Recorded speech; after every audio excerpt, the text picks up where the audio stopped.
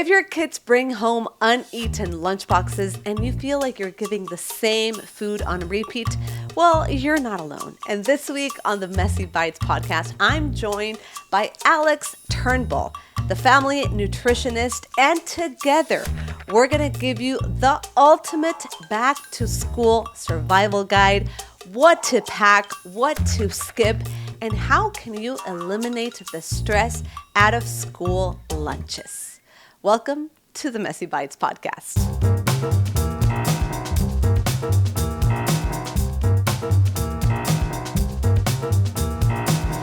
I am just delighted to have as my first guest on the Messy Bites podcast, Alex Turnbull, a pediatric registered dietitian. She's a content creator. She's the face behind the Family Nutritionist.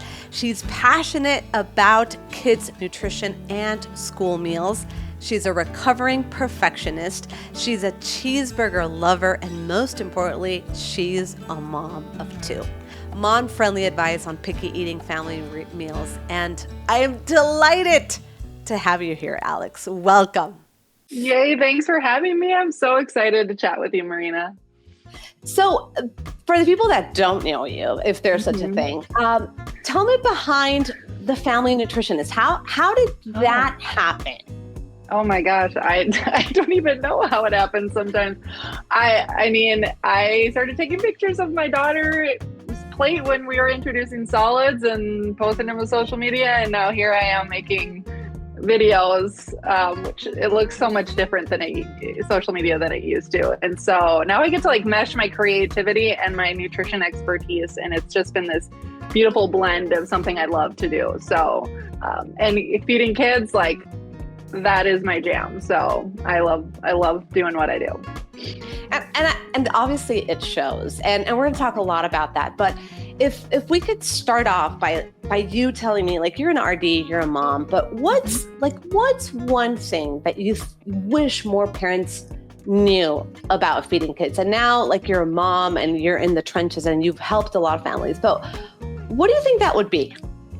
Oh, that's a tough question, but not really. There's so many things that I want to share with parents. That's why it makes it tough. I think the biggest thing is you're doing a great job.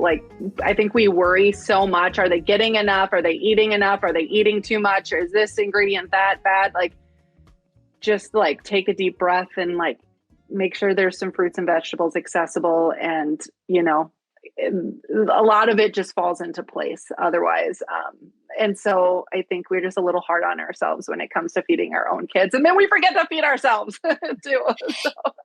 And I don't know why, but why is it so hard to come up with lunchbox ideas? I don't know if I hear this from a lot of my parents, but I sometimes feel that this might be more challenging for parents than even dinner time. I mean, is that something that you're hearing, or why is it? Has it always been hard? Is it because of social media and kind of the expectation of us, quote unquote, being perfect? What's up with that? Yeah, I think there's a multitude of things, and I think every family is different. But when I think of overall, when you're asking that question, it's just the extra mental load, I think, on us as parents. We're already having to figure out maybe breakfast and dinner and all these other things, but then now, packing a lunchbox on top of that you also don't have control of when your child is eating it, right? We're not there with our kids, especially for parents, when they have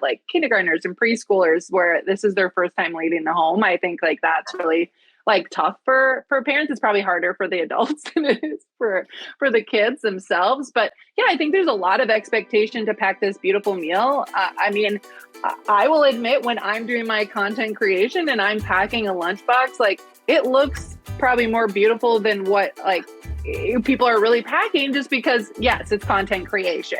So people have to keep that little grain of salt, in mind when they're seeing things on social media and all these beautiful things. But at the end of the day, the most important thing is packing something your kids will eat. It doesn't matter how beautiful it looks sometimes. Are they going to eat it? And that's why I love you, because thank you for sharing that. And I think the same happens to me, or at least retrospectively.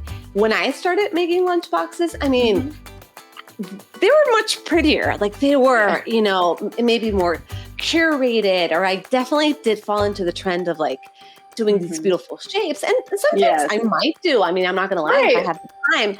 But I think as time has gone by and as my kids have gotten older, the expectation is no longer there. I don't know if it's because I've just been doing it for longer. So I guess, I mean, is that something that's also happened to you? Like, what advice would you give, even like if it's a mom that's taking that for the first time, taking their child to daycare, and it's like seeing all these beautiful lunchboxes, like curated lunchboxes, like what do we know now, 8+ years in the packing lunches, that we would tell that young mom that's about to start a lunchbox for the first time? I think it's less about comparing yourself and the lunchbox you pack to others and more about your individual family. I've learned that a lot in multiple areas of parenting, that like what matters most is what works for your family. And so maybe it's more like instead of like looking at all these ideas and all these beautiful things that you can pack, maybe it's having a conversation with your own child and just asking them what they like. You know, what makes their lunchbox more fun for them? Maybe it's just a simple note. Sometimes they can't read necessarily until they get a little bit older, but sometimes it's those little things. Sometimes it's a tiny little treat, and it doesn't have to be these fun shaped things. You know, it could be just be their favorite food that you're packing in there. So it's more about having a conversation, I think, with your child and what they enjoy. So my daughter is really motivated by novelty. So I do include like a little shape or a food pick or a cute little soy sauce bottle, you know, for her edamame or something like that. But my son is not as motivated by those things. So I think you have to adjust to the child, and you have to keep, you know, in mind, like what works for your family. And it's hard as human beings to not be like, you know, am I doing something wrong, or should I be doing this? And, you know, it's tough, but just gotta be confident in what you're doing for your family. So I love that you mentioned just talk to your kids, like have those conversations, because I think oftentimes that's such a simple thing that we might not do. And at the end of the day, it's going to be their food. So talk to your kid. Every kid is different. So what works for one might not work for the other. And it's in the same household, Alex. Like we're talking about two kids with the same mom, the same dad, and they're very different. And so imagine kind of spreading this advice to the general public. It's what works for one might not work for the other. So exactly. I love. So let's talk about your approach, because I'm curious, and I love a lot of the things and advice you really share. But before we get into like what to pack, so this is going to be where parents are really going to want to listen. We're going to talk about what's really important, what to pack. What would be one word, I'm going to put you on the spot, to describe your school lunches right now? And I know you're just about to start, so it's like not even there. But if you had to tell me one word to describe how your lunch boxes are looking right now, what would that be? What would that be? I would say snacky. I like it. Is what I would say is snacky. That's what comes to mind, I guess. So, yeah. You're like the snack queen. So I love snack boards, snacky meals, because kids love to do that. And I think meals don't have to make sense. Exactly. Meals don't have to make perfect sense. And that sometimes kids eat better that way when it's just random, you know, kind of things.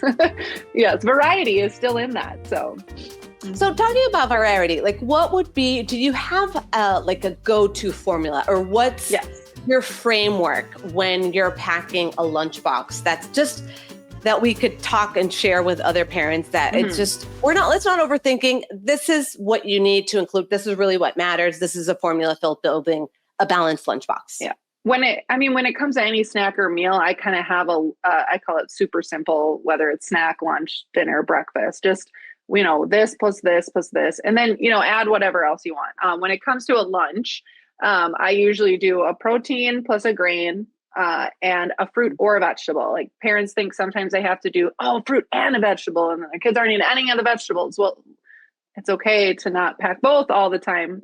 So protein, grain, and a fruit or vegetable. And then the two other things on top of that I want parents to consider is hydration. So some kind of something to drink, whether they're getting that at school with milk or they're bringing a water bottle or something like that. And then also, I think it's important to include something they love. So, that's really important. And I know there's certain rules for different school districts and programs and how they choose to kind of manage that. But I think that's really important. So we get the basics with nutrition, with the protein, grains, and the fruit or vegetable, and then the hydration and thinking about something that they really love. Because it just kind of can make their day when there's just a little bit something there that like they look forward to, especially. So. I love it. So definitely balanced. You don't always have to include a fruit and a veggie, guys. So let's take the pressure off. So definitely whole grain, protein. One of them is good. Yeah. Yeah. If we can make like one of these, then you guys, we're doing a good job. Let's give our pat on the back for us. We'll work on the veggies and stuff at a different time. Yeah. At a different time. It's hard. And sometimes kids don't have a lot of time and they're talking and they're chit-chatting. And I think for some of us, or at least when I was starting this journey, I was like, let me give her this new thing that they've never really tried because this is the best moment to do it when they're surrounded by multiple distractions and kids. So it's like, oh yeah, maybe that wasn't the best idea. I'll leave like the more difficult food when we're at home. Exactly. You nailed it. And when you're talking about protein, I know parents are often worried about protein. And at least for me, but everyone's worried about I think is that the new trend, right? Protein is like the new... I'm hoping it's switching to fiber, but yes, everyone's just obsessed with protein, it seems like. Protein is like the new keto diet. Exactly. But I know maybe some kids will, my daughter included, have a hard time including just protein or like the meat or the deli options. What could be some like easy things that if parents listening, they could add that it's beyond the typical like protein that we would think like chicken nuggets or, a hot food or something else? No, and that's a great question. I think that comes up a lot with parents in my community. And that's the thing that's difficult with packing lunches is you are limited a little bit more than what you could get at hot lunch at school or at home, of course. So I think one thing I always like to start with is that protein is found in many foods, even not like the protein rich foods, right? There's little bits here and there that add up, and we don't really have a protein deficiency in our society right now, but it does help us feel fuller throughout the day. And it's really important for kids when they're at school learning. Because if their bellies are hungry, then they're not learning. I just shared quite a bit of content on this, like protein options that aren't just lunch meat, because that tends to be a default for parents. And yes, we want to minimize processed meats. So yes, you can offer lunch meats and stuff sometimes, but it's good to incorporate variety. So I obviously love to go to dairy. Dairy is a great option, whether it's like Greek yogurt, right, higher in protein, or it's just like a shelf-stable milk you can send to, like those in the cartons. Those are great. Yeah. Cheese, of course, is great option. And then we also have things like, I like to do pumpkin seeds, especially if schools have policies around not sending nuts. I know peanut butter and jellies are like a really popular thing, but they aren't always allowed. So pumpkin seeds can provide a lot of protein in just a small amount. Even sunflower seeds too, even as a little side, that can be great. One of my favorites is edamame. I absolutely love sending edamame. And it's a complete protein as a plant-based protein, and it's also a vegetable. So, so it kind of like covers like multiple. We got it all. Yeah. And so I will send that with my daughter a lot because she likes it. And so that is one of my favorite foods to introduce to kids at home. And then if they like it, send in a lunchbox because it can easily be eaten cold. Another thing, if kids are okay with it, eating pasta cold, you can send like a plant or a bean or lentil based pasta. Like if they want to eat a cold noodle, like that's great. Like, so we can't always assume that it has to be prepared in a specific way either if they tolerate that. So there's definitely a lot of options. Hard boiled egg is another great one too that you can send along. So depends on what your kid enjoys, but I mean, there's protein in pretzels and whole grain breads. Like there's protein in lots of different Bagels. things. So bagels, yes. Yeah. So one thing I say is if you're struggling with the protein, like try not to fixate on protein too much. Like where can we maybe lean towards fiber then? So that they're still getting full and not just eating, lots of carbohydrates, which our body needs, but maybe, we want to make sure they last a long time too. So that's where the fiber comes in, right? So I love it. So tons of options. For me, the one that resonated was pumpkin seeds and sunflower seeds. I feel like I don't utilize them as much. I've started to, like doing energy bites that my kids really enjoy. Yes. But I mean, I will say sometimes it's difficult with like the peanut allergy I get. And in some schools, it's like no chocolate policy or very little added sugar. And so, I mean, I feel the pain for parents because then we're struggling with like, how do I do the snacks that are balanced and how do I do the protein if I can't do the nuts or I can't do chocolate as a vehicle where I'm doing the muffin. So yes. So I think I'm going to definitely be reminded of edamame, of the nuts. I mean, not the nuts, but the seeds are not as utilized. So thank you, Alex, for that. And so in my community, I don't know if it's happened in the parents that you work with or even social media, but I guess because a lot of the foods that maybe we would bring, that could be cultural foods, right? And what would you say to a parent that maybe is struggling or if they're worried about their kid being different for bringing maybe food that is less known or is that something that you've ever encountered? Like there's like a New York series that really highlighted different schools from kids all over in New York. And I just love the diversity. Yeah. So I'm curious, like what would you say to a parent that is, or a kid that's like, Mom, like that's a weird food. Like don't send me. No. I get that. And so I used to work in school food service. So before I did all this, 6 years, I was a school food service dietitian. So I spent many hours in the cafeteria and for me, it was always neat to see the diversity in what kids would bring from home. But it definitely happens where kids might feel made fun of for what they're bringing, whether it's the smells or how things look. And I think it's important to talk to your kids about that and, ask them more questions than telling them.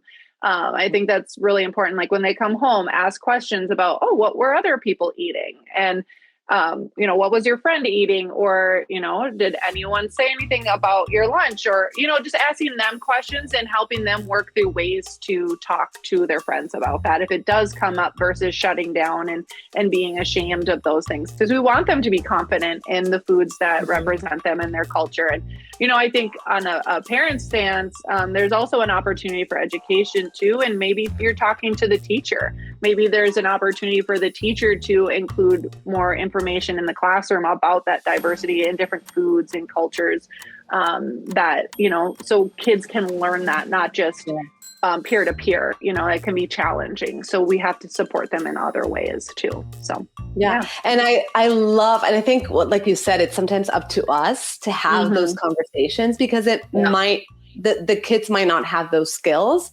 but I do remember that my child, like Emma, started seeing some foods from their classmates that she was just really curious. Yeah. And I think it was like a kimbap or it was some type of, like a sushi type of thing. And so the next time that she saw it, she's like, oh, this is what my friend brings. And so I think, like you mentioned, like those opportunities could be really unique as a way of highlighting the different cultures, cuisines, because it's just easier if they see it from other kids. And they're like, absolutely. It's acceptable. Like, this is what my kid eats, my friend eats. So yes, thank you for that. So now let's talk about what parents need to skip. Like what?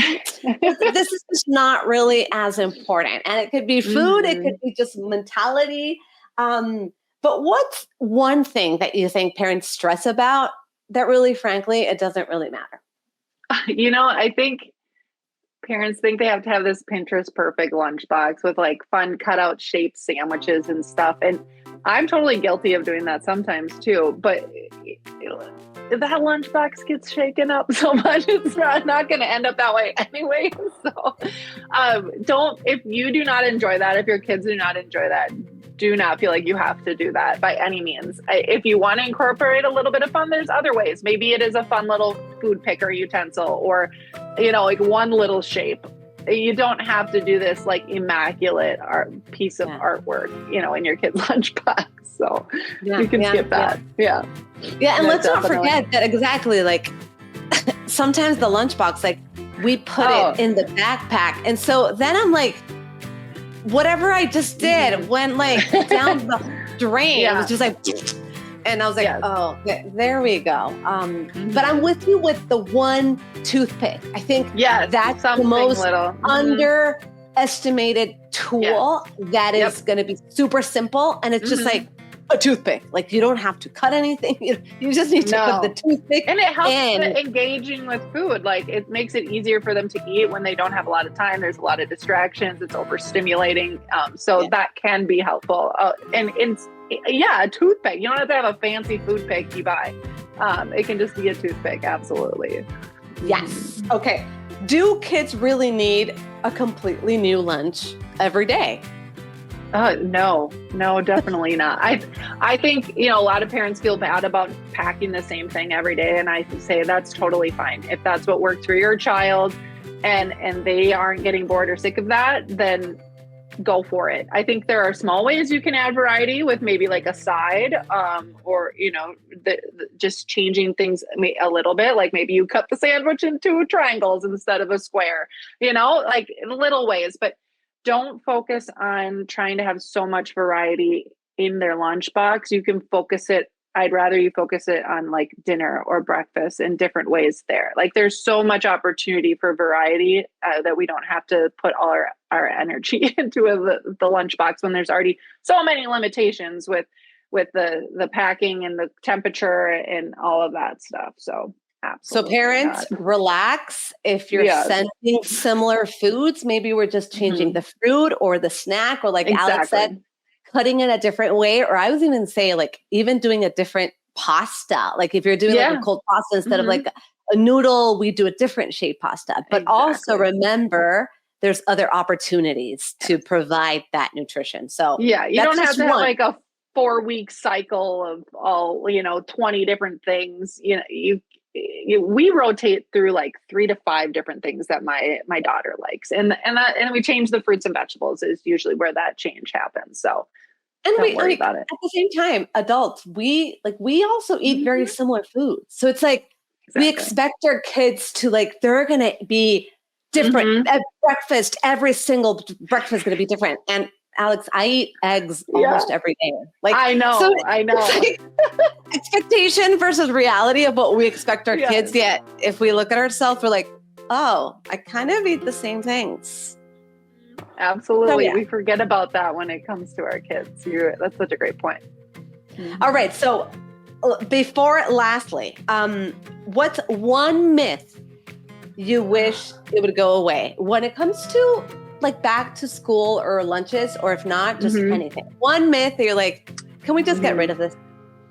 That school lunch is junk. That school lunch is bad.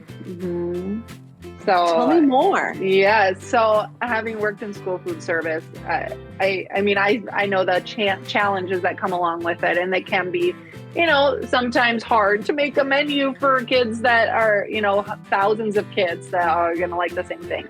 But we know that school meals follow very strict nutrition standards that are evidence-based, and they are sometimes the healthiest meal that a lot of kids get.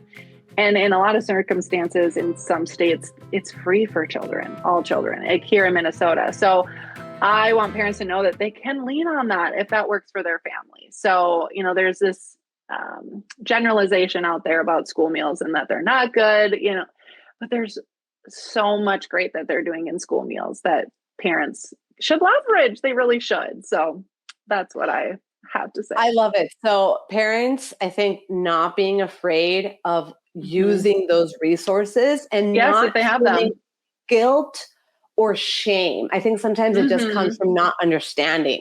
So Yes. even if you're curious about what's being served, because like you say, depending on the school district, like they have very strict standards that the type of food that they provide needs to adhere to certain standards that sometimes we as parents, we would never meet most lunchboxes would never meet those nutrition standards. So in the quantities and that they have to do. So yeah. I love it. I love it. I love it. That's a wonderful myth that we need to dispel. So thank you for sharing that. And now that we're talking about like strategies and we're moving on and we talked about, you've shared wonderful strategies.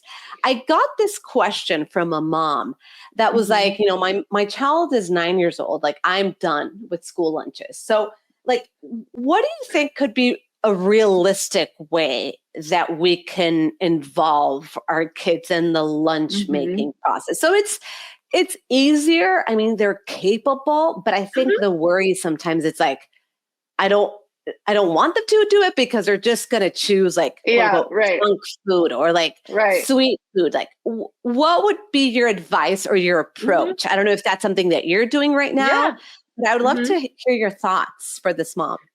Yeah, that's a really great question. I think really important. I think we do need to get our kids involved in some way, shape, or form. And it can look different depending on their age. So you can get your kids involved with just when they're younger, say kindergarten. My son is going into kindergarten starting tomorrow. And we just went over the lunch menu, letting him choose which days he wants to eat lunch at home, from home, or eat lunch at school. So that's getting them involved in some way, shape, or form. And then you can take it a step further and asking them, you know, what they want in their lunch. I'm still packing it. But you can get them included in, hey, what fruit or vegetable would you like? So giving them some autonomy in what goes in their lunchbox is, of course, another step. Now, my daughter is 8, and I probably will have her start packing some of her lunches this year. I did let her pack her lunch, like I think in first grade. And I just, one morning she wanted to pack it and I just let her pack it. And I'm like, oh my gosh, this is going to be horrible. And like, it did not turn out great at all. It was like hard-boiled egg with like crackers. So they got all mushy and it just did not turn out. But it was a really great learning experience for us too. I'm not saying to let your kids do that all the time, but we talked about it and that what we would do differently next time. And so was she going to starve from that not eating lunch a lot?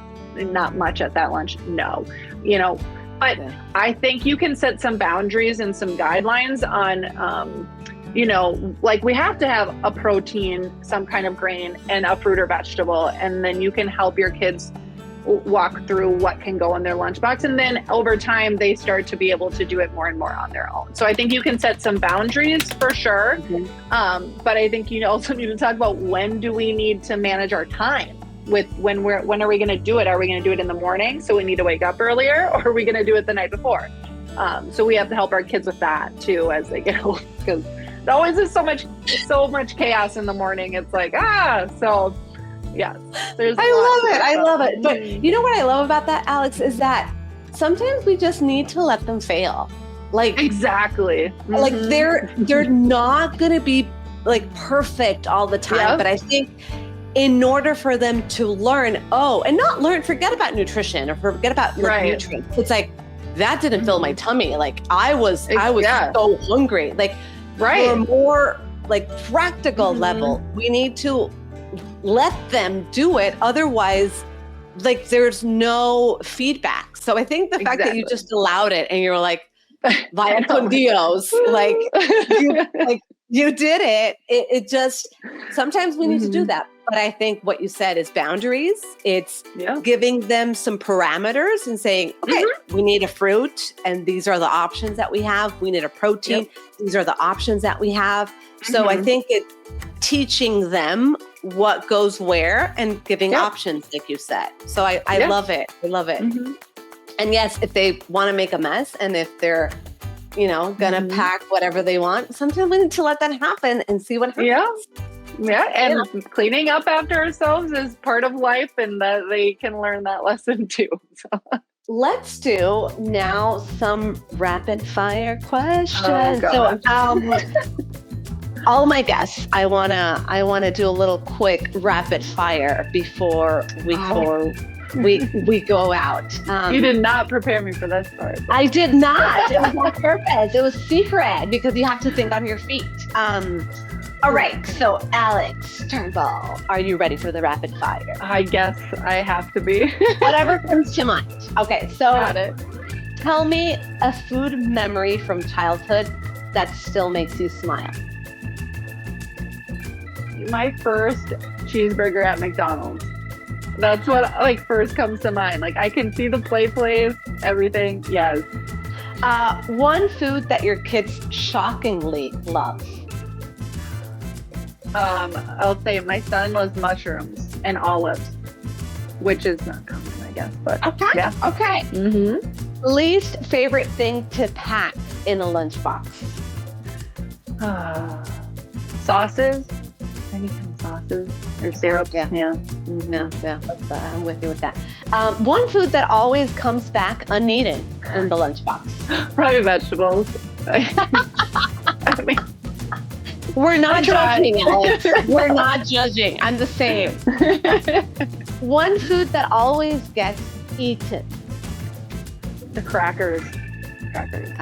Yeah, the crunchy one. Yeah. Carbohydrates. I agree. If you had to eat your kid's lunch every day for a week, what would you hope is inside? Oh man, it's a great question. A really good sandwich is what I'm gonna say. I don't know, with all the toppings and stuff, but that might not be. And maybe I don't know if you're packing that, but No. a nice So then I would hearty, say, yeah, a nice but- hearty sandwich. Okay, Yeah. okay. I'll go with I that. like that. What's dinner in your house tonight? Oh, what am I doing? I just planned this out. Honestly, I'm using up stuff that we have, and we are down to very little. So it's macaroni and cheese and hot dogs tonight. Because Macaroni and Okay. cheese and hot dogs. And Mhm. hey, we have to say that tomorrow is the first day of school for you guys. yeah, so we're keeping Props it to simple. you. You're surviving until the last minute. Yeah. One food trend you secretly love and one you wish would disappear. Love the new trend of fiber, maybe getting some popularity. And one I wish would disappear is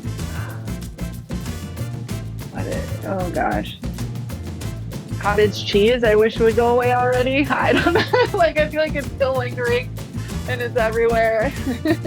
Cottage cheese ice cream. What the hell? Yeah. I mean, I love cottage cheese, but it's just exhausting thinking of all these things I have to add cottage cheese to. So, yeah. That made me laugh. Okay, and last question. One phrase you find yourself saying on repeat on busy dinners or just a busy day. What's the one phrase you're always saying? It's time for dinner to get my kids to come to the dinner table. I don't know. Time for dinner, guys. Time for dinner. Yeah. And then they're running around. I have to say though, probably the one thing I'm saying over and over again is yes. When my kids say they don't like something, I always tell them to say, you don't like it, and then they know, yes, I don't like it yet. So that's one thing I feel like I'm always saying. like a true registered dietitian. Yes, I had to get that in there. Señores, you don't like it yet. That's I love that from you. All right, so Alex, it's been so fun to have you for our first guest. And before I leave you, I would love to just finish off with one last piece of advice that you would give about school lunches as we're entering this new school year for parents. What would that advice, words of wisdom be for all of us that are starting the school year? To just give yourself a break and know that it's okay to include some packaged foods too, if you need to. Packaged does not mean bad. So I want parents to know that they can lean on convenience sometimes when it works for them. So Yeah. I love it. I love it. So let's lean on the package. Let's not be afraid. So less of the fear. And you said in the beginning, a lot of the joy. So I love it. Where can our listeners find you? Well, I mostly hang out on Instagram at the Family Nutritionist. That's usually where you can find me most frequently. So, yeah. And I will plug in that Alex has wonderful resources. That's free. She has a free lunchbox guide. She also has tons of tools that you can get, and she's rated a bunch of lunchboxes. So make sure to check her out at the Family Nutritionist. She has tons of resources. Alex, it's been wonderful to have you. Yeah, thanks for having me. All righty, guys. All right, friends. And that is a wrap with those beautiful words of advice that Alex just gave us.